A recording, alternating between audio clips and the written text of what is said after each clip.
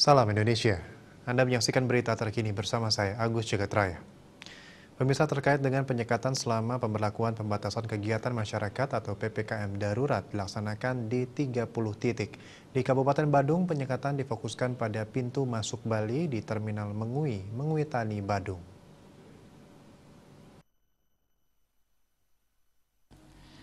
Kadis Perhubungan Kabupaten Badung Ana Agung Ngurah Rai Yuda Dharma membenarkan dilakukan penyekatan di terminal tipe A Mengui.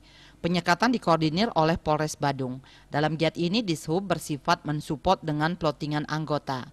Menurutnya, dalam upaya memperketat lalu lintas orang dalam penerapan PPKM darurat, pihaknya turut melakukan pengawasan di 2 titik.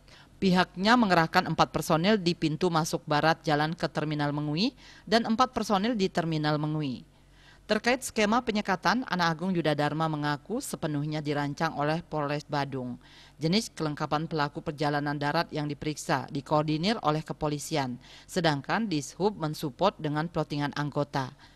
Polisi di Bali melakukan penyekatan di 30 titik selama pemberlakuan pembatasan kegiatan masyarakat PPKM darurat. Lokasi penyekatan tersebar di 9 kabupaten kota di Pulau Dewata.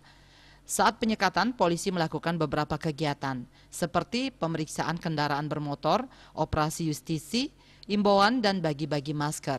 Khusus untuk penyekatan di wilayah Polres Bangli juga dilakukan pemasangan stiker. Untuk wilayah Badung, penyekatan dilakukan di pos Bandara Ngurah Rai dan Terminal Mengui. Parwate Bali Pos. Untuk mencegah penyebaran COVID-19, ingat pesan ibu, selalu terapkan 3M, wajib memakai masker, wajib mencuci tangan, dan wajib menjaga jarak, serta wajib menghindari kerumunan. Dengan penerapan perilaku 3M, Indonesia segera terbebas virus corona menuju Indonesia maju. Tetaplah bersama Bali TV. Salam Indonesia.